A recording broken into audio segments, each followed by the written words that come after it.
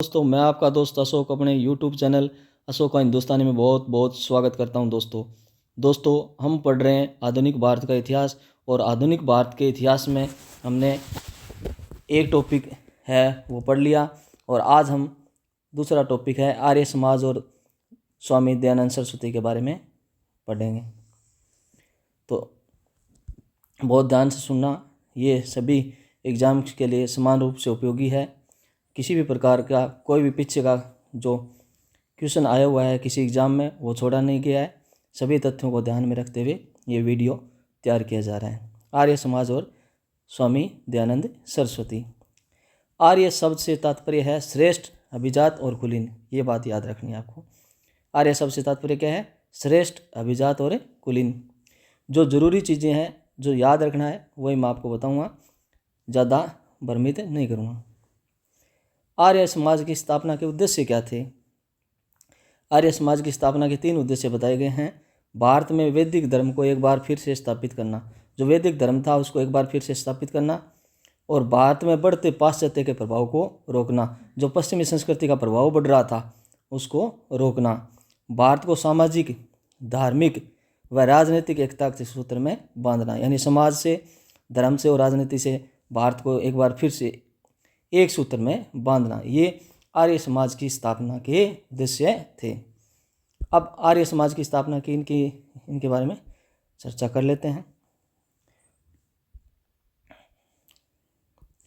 उत्तरी भारत में हिंदू धर्म और समाज में सुधार आर्य समाज ने किया। यानी उत्तरी भारत में किसने किया? हिंदू धर्म में समाज सुधार का काम किया आर्य समाज ने। और आर्य समाज की स्थापना स्वामी दयानंद सरस्वती ने 1875 में मुंबई में की। ये याद रखना कि आर्य समाज की स्थापना किसने की? दयानंद सरस्वती ने। कब? 1875 में। कहाँ की? मुंबई में।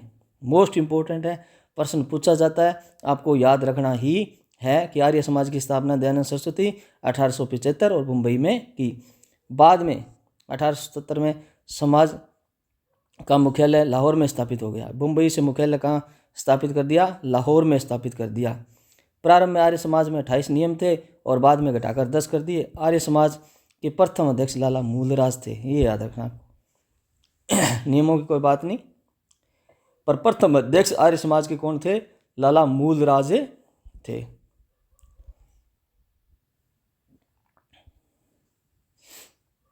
दयानंद का जन्म है वो 1824 के काठियावाड़, गुजरात में मोरवी राज्य के टंकारा में एक ब्राह्मण परिवार में हुआ था। तो दयानंद सरस्वती का जन्म कहाँ हुआ? 1824 में काठियावाड़, गुजरात में मोरवी राज्य के टंकारा एक ब्राह्मण परिवार में हुआ। इनका पिता का नाम था अंबाशंकर और माता थी यशोदा बाई। इनकी माता कौन थी? यशोदा बाई थी। इनके बचपन का नाम था मूल शंकर। ये याद रखना आपको कि दयानंद सरस्वती के बचपन का नाम क्या था? मूल शंकर था। और 24 वर्ष की आयु मूल शंकर ने दंडी स्वामी पूर्णानंद से संन्यास की दीक्षा ली थी। इनके गुरु स्वामी पूर्णानंद से संन्यास लिया, जिन्होंने मूल शंकर को दयानंद सरस्वती नाम दिया। मोस्ट इम्पोर्टेंट कि मूल शंकर का नाम दयानंद सरस्वती किसने रखा? स्वामी पूर्णानंद ने रखा। इन्हीं से इन्होंने संन्यास की दीक्षा ली 24 वर्ष की आयु में। तो पहले नाम क्या था? बचपन का नाम मूल शंकर था। किनका? दयानंद सरस्वती का। 1860 में मथुरा में उनकी एक अंधे स्वामी वीरजानंद से भेंट हुई और वे उनसे प्रभावित होकर उनके शिष्य बन गए। तो दूसरे गुरु कौन थे? वीरजानंद थे। 1868 में दयानंद ने एकांकी संन्यास और आध्यात्मिक खोज का जीवन समाप्त कर दिया। यानी जो एक एकांत में घूम रहे थे ना आध्यात्मिक खोज में, वो उन्होंने समाप्त कर दिया और सक्रिय धर्म सुधारक और समाज सुधारक बन गए। यानी सक्रिय हो गए धर्म सुधारने में और समाज सुधारने में। पहले वो आध्यात्मिक खोज के लिए निकले थे।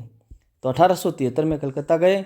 वहाँ बंगाल के कुछ प्रमुख सुधारकों जैसे केशव चंद्र सेन है, ईश्वर चंद्र विद्यासागर आदि से भेंट की। इस संपर्क का उनके भावी कार्यक्रम के लिए आगे लाभकारी परिणाम हुआ। उनसे मुलाकात हुई। ब्रह्म समाज से प्रभावित होकर उन्होंने वैदिक धर्म के प्रसार के लिए एक समाज संगठित करने का निर्णय लिया। ब्रह्म समाज से प्रभावित हुए थे। जो राजा राम मोहन राय का ब्रह्म समाज था, उनसे वो क्या हुए? मोटिवेट हुए, है ना, प्रभावित हुए और केशव चंद्र सेन की सलाह से उन्होंने अपने विचारों को संस्कृत के बदले उत्तर भारत में लोकप्रिय भाषा हिंदी में व्यक्त करने का निर्णय लिया। केशव चंद्र सेन ने उन्हें सलाह दी कि आप संस्कृत की बजाय हिंदी को अपना माध्यम बनाओ। तो इन्होंने हिंदी में अपने विचार व्यक्त किए। किसकी सलाह पर? केशव चंद्र सेन की सलाह पर। अब क्या है, स्वामी दयानंद सरस्वती द्वारा लिखित पुस्तकें ये पूछी जाती है, आप याद रखना, जितनी हो सके 2-3 बार देख लेना, याद हो जाएगी। तो दयानंद सरस्वती द्वारा लिखित पुस्तकें हैं। सबसे पहले है सत्यार्थ प्रकाश, जो मोस्ट इम्पोर्टेंट है। फिर है पाखंड खंडन, सत्यार्थ प्रकाश, पाखंड खंडन, वेद भाष्य भूमिका, ऋग्वेद भाष्य, अद्वैत मत का खंडन, पंच महायज्ञ विधि, वल्लभाचार्य मत खंडन, गोकरुणा निधि और ऋग्वेद आदि भाष्य भूमिका आयुर्वेद से रत्नमाला, व्यवहार भानु, संस्कृत वाक्य प्रबोध, पुनः प्रवचन और संस्कार विधि। एक बार और रिपीट करवा देता हूँ आपको। सत्यार्थ प्रकाश, पाखंड खंडन, वेद भाष्य भूमिका, ऋग्वेद भाष्य, अद्वैत मत का खंडन, पंच महायज्ञ विधि, वल्लभाचार्य मत खंडन, गोकरुणा निधि, ऋग्वेद आदि भाष्य भूमिका, आयुर्वेद से रत्नमाला, व्यवहार भानु, संस्कृत वाक्य प्रबोध, पुनः प्रवचन और संस्कार विधि। अब इनमें से मुख्य कौन सी है? सत्यार्थ प्रकाश, पाखंड खंडन, वेद भाष्य भूमिका, ऋग्वेद भाष्य, अद्वैत मत का खंडन, और बस इतनी जरूर है जो आपको याद रखनी है। प्रारंभ में दयानंद ने अपने विचारों को प्रसार शास्त्रार्थ, सामूहिक भोज आदि के माध्यम से प्रारंभ किया, लेकिन बाद में उन्होंने पुस्तकें लिखकर अपने विचारों का प्रतिपादन किया। बाद में पुस्तकों के माध्यम से किया। उन्होंने प्रसिद्ध पुस्तक सत्यार्थ प्रकाश, जो 1874 में लिखी, हिंदी भाषा में रचित है, अपने मूल विचारों को व्यक्त किया। तो इनकी सबसे इम्पोर्टेंट पुस्तक कौन सी है? सत्यार्थ प्रकाश है, जो 1874 में लिखी गई। इस ग्रंथ की रचना उन्होंने उदयपुर में की। तो जो सत्यार्थ प्रकाश है उसकी रचना कहाँ की? उदयपुर में की। याद रखना, ये पहले विवादा शब्द भी है और प्रश्न पूछा भी गया है और पूछा भी जाता है कि सत्यार्थ प्रकाश की स्थापना कहाँ हुई? रचना उदयपुर में। इसका प्रकाशन अजमेर से किया गया था। ये अलग से याद रखना, दोनों चीज़ें याद रखनी है कि सत्यार्थ प्रकाश जिसकी रचना उदयपुर में हुई, परंतु वैदिक मंत्रों के द्वारा उसका जो प्रकाशन हुआ ना, वो अजमेर में हुआ। याद रखना दोनों चीज़ें, उदयपुर में रचना हुई और प्रकाशन कहाँ हुआ? अजमेर में। दयानंद का विश्वास था कि स्वार्थी व अज्ञानी पुरोहितों ने पुराणों जैसे ग्रंथों के सारे हिंदू धर्म को भ्रष्ट किया। उनके अनुसार वेद ही धर्म का वास्तविक आधार है, इसलिए उन्होंने नारा दिया था, वेदों की ओर लौटो। तो दयानंद सरस्वती का नारा याद रखना है, वेदों की ओर लौटो, क्योंकि इन्होंने क्या कहा था भी, वेदों में सब कुछ है, वेदों की ओर अपना ध्यान आकर्षित करो। हिंदू रूढ़िवादिता का विरोध करते हुए उन्होंने क्या किया? मूर्ति पूजा, बहुदेववाद, अवतारवाद, पशु बलि, श्राद्ध, झूठे कर्मकांडों, अंधविश्वासों का विरोध किया। ना ही तो वो मूर्ति पूजा का क्या करते थे? विरोध करते थे। ये मूर्ति पूजा करने की कोई आवश्यकता नहीं है। बहुदेववाद यानी बहुत सारे देवताओं को नहीं मानते थे, अवतारवाद को नहीं मानते थे, पशु बलि की निंदा करते थे और श्राद्ध व झूठे कर्मकांडों की भी निंदा करते थे, अंधविश्वास का विरोध करते थे। जोधपुर की एक वेश्या थी नन्नी बाई, द्वारा जहर दिए जाने के कारण 1883 दीपावली के दिन दयानंद सरस्वती की अजमेर में मृत्यु हुई। तो दयानंद सरस्वती की मृत्यु किसके कारण हुई? नन्नी बाई थी, उसने जहर दे दिया। कब? 1883 में, दीपावली के दिन। और कहाँ? अजमेर में। ये कौन थी? ये वेश्या थी, जोधपुर के शासक जसवंत सिंह द्वितीय की प्रेयसी थी। जो जोधपुर महाराजा था जसवंत सिंह द्वितीय, उनकी प्रेयसी थी और वेश्या थी। उन्होंने नन्नी बाई नाम था और 1883 में दीपावली के दिन दयानंद सरस्वती को जहर दे दिया, जिससे उनकी मृत्यु हो गई 1883 में। नन्नी बाई के ने राजकीय रसोइये जगन्नाथ गौड़ मिश्र की मदद से दयानंद सरस्वती को जहर दिया था। तो नन्नी बाई की मदद किसने की थी? जो रसोइया था राजा का, जिसका नाम था जगन्नाथ गौड़, उसने इसकी सपोर्ट की थी, जगन्नाथ गौड़ ने। याद रह जाएगा नाम, जगन्नाथ गौड़, हो सकता है पूछा जाए। आर्य समाज का ज़्यादा स्थायी काम शिक्षा के क्षेत्र में हुआ। 1886 में लाहौर में दयानंद एंग्लो वैदिक स्कूल, 1886 में लाहौर में क्या किया? दयानंद एंग्लो वैदिक स्कूल, हंसराज व लाला लाजपत राय संस्थापक। इनके संस्थापक कौन थे? हंसराज और साथ में थे लाला लाजपत राय की स्थापना हुई। तो दयानंद एंग्लो वैदिक स्कूल की स्थापना कब हुई? 1886 में लाहौर में। किसके सहयोग से? हंसराज और लाला लाजपत राय के सहयोग से। और 1889 में दयानंद एंग्लो कॉलेज में बदल गया, ये कॉलेज बन गया 1889 में। इस कॉलेज में पठन पाठन पश्चिमी पद्धति से किया जाता था। कुछ समय बाद समाज में फूट पड़ गई। कुछ समाजियों ने शिक्षा के लिए पश्चिमी पद्धति का विरोध किया और परंपरागत भारतीय पद्धति से शिक्षा देने के लिए 1902 में हरिद्वार के नज़दीक कांगड़ी में गुरुकुल विश्वविद्यालय की नींव रखी गई। और ये नींव रखने वाले थे स्वामी श्रद्धानंद व लेखराम।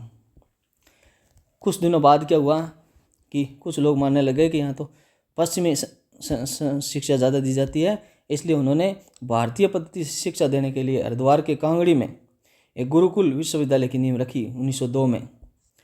1902 में हरिद्वार के कांगड़ी में गुरुकुल विश्वविद्यालय की नींव रखी। वो कौन थे? स्वामी श्रद्धानंद थे और लेखराम थे। तो स्वामी श्रद्धानंद व लेखराम द्वारा कांगड़ी में गुरुकुल खोला गया। कहाँ? हरिद्वार में। कांगड़ी कहाँ है? हरिद्वार में। डीएवी या गुरुकुल कांगड़ी दोनों ही पद्धतियों के संस्थानों में भारतीय संस्कृति की उपलब्धियों को उजागर करने और विद्यार्थियों के मन में आत्म गौरव और आत्म सम्मान भरने का प्रयास किया। यानी भारतीय संस्कृति का प्रचार किया गया इनमें दोनों में। हिंदी भाषा के विकास की दिशा में आर्य समाज की भूमिका उल्लेखनीय है। समाज की स्थापना के कुछ दिन बाद से उसके सिद्धांतों का प्रचार हिंदी भाषा में होने लगा, हिंदी में शुरू कर दी। दयानंद ने कभी विदेशी शासन का खुलकर विरोध नहीं किया, फिर भी वे विदेशी शासन के पक्ष में बिल्कुल भी नहीं थे, यानी विरोध भी नहीं किया और पक्ष में भी नहीं थे। सत्यार्थ प्रकाश के 1883 के प्रमाणिक संस्करण में उन्होंने लिखा, सत्यार्थ प्रकाश में क्या लिखा? दयानंद सरस्वती ने लिखा कि कोई कितना भी कहे परंतु स्वदेशी राज्य सर्वोपरि होता है, यानी जो अपना राज्य होता है वही सर्वोपरि होता है। उन्होंने कहा कि विदेशी राज्य चाहे कितना भी अच्छा हो लेकिन वह सुखदायक नहीं हो सकता, विदेशी राज्य कभी भी सुख देने वाला नहीं हो सकता। ये बातें दयानंद सरस्वती ने कही। दयानंद को हिंदू लूथर भी कहा जाता है, मोस्ट इंपॉर्टेंट है, याद रखना। दयानंद को क्या कहा जाता है? हिंदू लूथर कहा जाता है। 1882 में आर्य समाज ने गोरक्षणी सभा की स्थापना की। तो गोरक्षणी सभा की स्थापना आर्य समाज ने की कब? 1882 में। एनी बिसेंट के अनुसार वे प्रथम भारतीय थे जिन्होंने कहा था कि भारत भारतीयों के लिए है। मोस्ट इंपॉर्टेंट, एनी बिसेंट के अनुसार वे प्रथम भारतीय थे। कौन? दयानंद सरस्वती, जिन्होंने क्या कहा था कि भारत भारतीयों के लिए है, यानी भारत सिर्फ भारतवासियों के लिए। ये बात किसने कही? दयानंद सरस्वती ने कही। और एक मोस्ट इंपॉर्टेंट और, वैलेंटाइन चिरोल ने अपनी पुस्तक इंडियन अर्नेस्ट में आर्य समाज को भारतीय शांति का जनक कहा था। तो एक राइटर है वैलेंटाइन चिरोल, अंग्रेज, उन्होंने पुस्तक ली इंडियन अनरेस्ट पुस्तक लिखी। इंडियन अनरेस्ट किसने लिखी? वैलेंटाइन चिरोल ने। और चिरोल ने कहा कि आर्य समाज क्या है? भारतीय अशांति का जनक है, यानी भारत में अशांति कौन फैला रहा है? आर्य समाज फैला रहा है। भारत में अशांति का जनक किसको कहा? आर्य समाज को। किसने कहा? चिरोल ने। किस पुस्तक में? इंडियन अनरेस्ट में कहा। दयानंद ने 4 शव की अवधारणा दी थी, यानी 4 शव बताए, स्वराज्य, स्वधर्म, स्वदेशी और स्वभाषा। मोस्ट इंपॉर्टेंट, याद रखना क्या कि स्वराज्य, स्वधर्म और स्वदेशी, स्वभाषा, 4 शव की अवधारणा दी है। स्वराज्य, स्वधर्म, स्वदेशी, स्वभाषा। स्वराज्य शब्द का प्रयोग सर्वप्रथम दयानंद ने ही किया। स्वराज्य शब्द का, ये तो मोस्ट इंपॉर्टेंट है ही दयानंद सरस्वती के लिए कि स्वराज्य शब्द का प्रथम प्रयोग करने वाले थे दयानंद सरस्वती। आर्य समाज ने लड़कों के लिए 24 वर्ष और लड़कियों के लिए 16 वर्ष विवाह की न्यूनतम आयु निर्धारित की थी। अब तीर्थ यात्रा क्या है? व्यर्थ है और अंधविश्वास दर्शाती है, यह बात दयानंद सरस्वती ने कही थी। तीर्थ यात्रा क्या है? व्यर्थ और अंधविश्वास को बढ़ावा देती है, दयानंद सरस्वती ने बातें कही। ये भी आपको याद रखना है। समाज का कार्य आगे भी चलता रहा लेकिन कालांतर में इसकी अंतर्निहित कमियां स्पष्ट होने लगी। समाज के कुछ जन्मजात दोष भी थे।